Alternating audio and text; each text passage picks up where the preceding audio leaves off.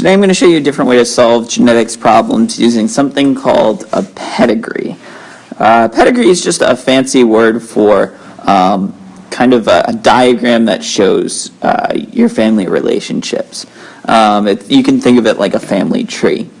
And so it uses different symbols and lines to kind of represent who people are and who they're mating with and who their children are. It just makes it easy to see the relationships between people, and it uses it's easy to see kind of how traits get passed on from parent to offspring. And specifically, it can help us do something called determining the mode of inheritance. And what I mean by that is meaning figuring out if a certain trait is dominant or recessive. So say, for example, an individual might have a genetic disease. What we want to know is that is that allele the dominant allele or the recessive allele? A pedigree can help us figure that out. So we're just going to quickly go over some of the basic symbols that you might see in a pedigree. They're pretty simple. Females are represented by circles, and males are represented by squares. And then any line drawn between a male and a female indicates that those two individuals are mating or they're having children. And then going on from that, if you see a male and a female with a line in between and then a line going down, that represents their offspring or their children. So you can see here, this mother and this father had one boy and one girl. And then the last part, which is very important, is that anytime that you see a shape that's been filled in or shaded in, that means that that individual expresses the trait we're studying. Now, this is really important. It doesn't mean that that trait is dominant or recessive. It just means that they have that trait. So, for example, we might make a pedigree that is trying to track the trait of being tall. But we might not know if being tall is a dominant trait or a recessive trait. We don't know what allele controls that. So shading in a box or shading in a person doesn't tell us if that trait is dominant or recessive. It doesn't mean anything for their genotype. It simply refers to their phenotype. It means that they have the trait. And then we can use the rest of the diagram to figure out if that trait is dominant or recessive. So let's go over that really quick. So whenever I give you a pedigree, the first thing I want you to do is to figure out if the trait we're studying is dominant or recessive. And to do this, we need to find carriers. Carriers are individuals that don't show one version of the gene, but can carry an allele for it. You can think of carriers. Carriers are always people who are heterozygous.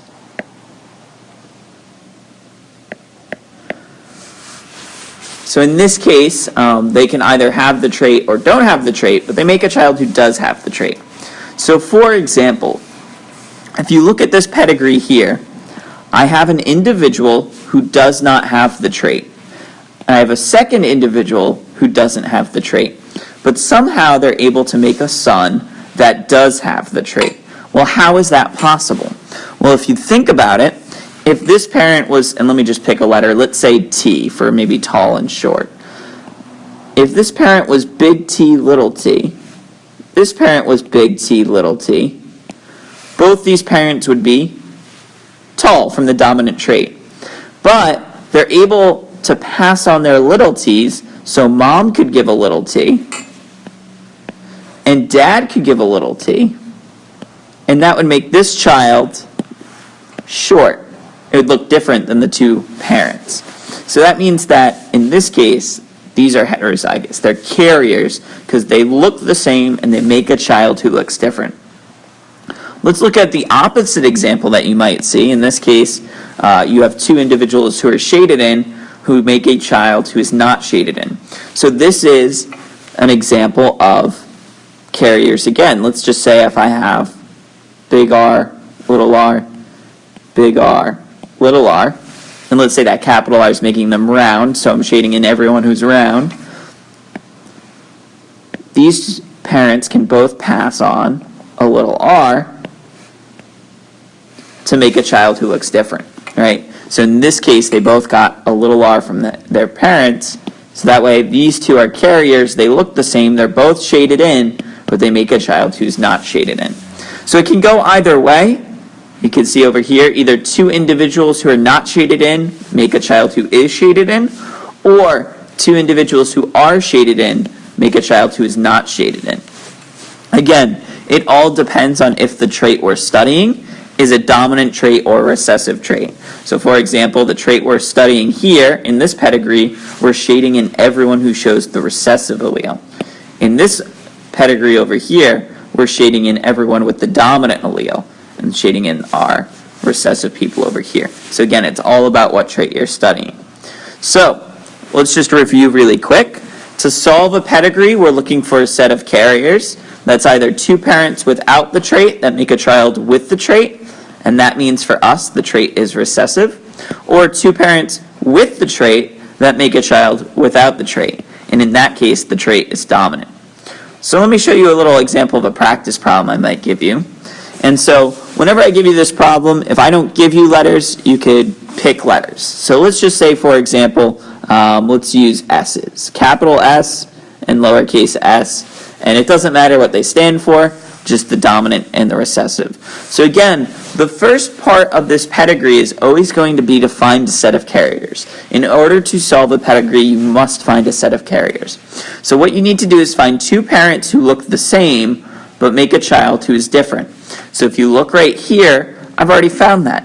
I found two parents who look the same, both are not shaded in, a male and a female, and they make a child, a boy, who is shaded in. So right away I've found my carriers. And once you find your carriers, you know immediately what their genotype is. Carriers are always heterozygous. So I know for a fact that I know those two parents are big S, little s. And then that also tells me that this child, in order to look different than the two parents, must have had little s, little s. Because they got one little s from dad, one little s from mom. The two parents look different from their big s's than the child who has two little s's. That also tells me that everyone else who's shaded in is showing the recessive phenotype. So this pedigree must, the shaded individuals must be homozygous recessive. So I can go ahead and fill them in too. Little s, little s, little s, little s. And then I can actually go ahead and fill out a little bit more. I also know that everyone else who is not shaded in, so this individual and this individual, must have a big S, because in order to be not shaded in, you have to have one big S. Two little s's would make you shaded in. So I can go ahead and fill out these individuals. I can give them a big S and a big S. Now the question is, what is their other letter? So for some cases, you can figure out the other letter. In some cases, you might not know what the other letter is. So in this case, I can actually tell you what the two individuals here and here, their other letter is, but it's a little bit tricky. I'm going to start with this child down here of these two parents. I actually know that this other letter is a little s. Well, how do I know this? Well, if I go back to his two parents and I look at, let's say, his father had a big S to give him. His mother did not. So where did this boy get his big S from? Well, he must have got it from dad, because mom didn't have any to give. So dad gave the big S. If dad gives the big S, well, what did mom give? Well, mom only has little s's. So mom must have given this boy a little s. So I'm going to go ahead and give him a little s. Now I can actually tell you what this parent is too by looking at one of his children. If I look at his daughter right here, I can see that his daughter is little s, little s. Well, I know mom gave a little s. So let's just pretend mom gave this little s here. Well, where did the daughter get the other little s? You don't get two letters from your mom. You get one from mom and one from dad. So dad must have given the other little s. That tells me that dad has a little s. And that's an example of how you can solve one of these pedigrees. So it's a little bit of a puzzle. First, you have to look for those carriers. And once you find those carriers, you can work backwards to fill out as many individuals as possible. There may be an example where you can't figure out someone's second letter. If that's the case, just go ahead and put a question mark. But for the most case, you want to try to solve as many letters as you can using that method. Let's go over one more practice problem here. And again, this one's going to look a little different. So the first step of a pedigree is to look for our carriers. So two individuals who look the same, but make a child who looks different. So I'm looking around. Actually, I've already found these two parents up here. If I look at these two parents, number 1 and 2, and look at their child, number 7, I can see that they're the carriers. Because they look the same, they're both shaded in, they both have whatever trait we're studying, but they made a child who is not shaded in. So I'm going to go ahead and give them a heterozygous phenotype. Again, the letter doesn't matter in this case, so I'm just going to give them capital T, capital T, lowercase t, capital T, lowercase t, and that way they can each give a lowercase t to their child. And then once I know that, I know a whole lot more about my entire pedigree. I know that number 3, number 8, 12, 11, and 10 all must be little t, homozygous recessive. So I can go ahead and fill that out really quick.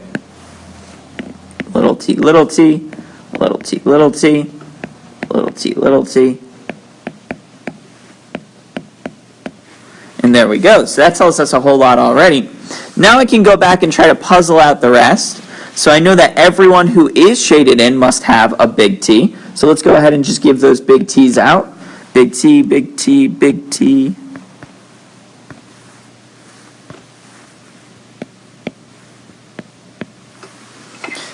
And now I can kind of try to figure out the other letter that some of these individuals might have. I can actually tell you the letters of number 4 and 9. I can tell you that number 4 has a little t, because if I look at his daughter, number 8, has 2 little t's. Got one of those from mom. Where did she get the other? Must got it from dad. So that tells me that dad must have a little t over here.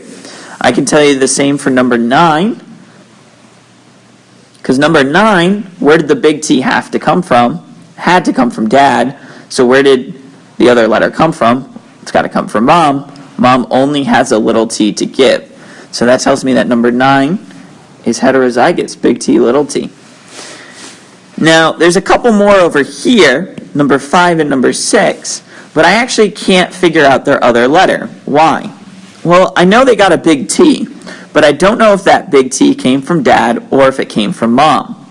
And so let's say, for example, number 5, I got the big T from dad. That means I could either have gotten a big T from mom or a little t from mom. Both of those would make me show the dominant phenotype. So in that case, I'd be shaded in whether I got a big T or a little t from mom. So this is an example where I can't figure out the other letter, and I have to put a question mark. I don't know what it is. The only way I could find out what this other letter is if they had some children of their own that I could look at. But because there's no children down there, it's going to be a mystery. So that's an example of when you might not be able to solve the entire problem. This would be a completed problem here. This would be the whole answer. So go ahead and practice a couple of those on your own, and call me over if you need help.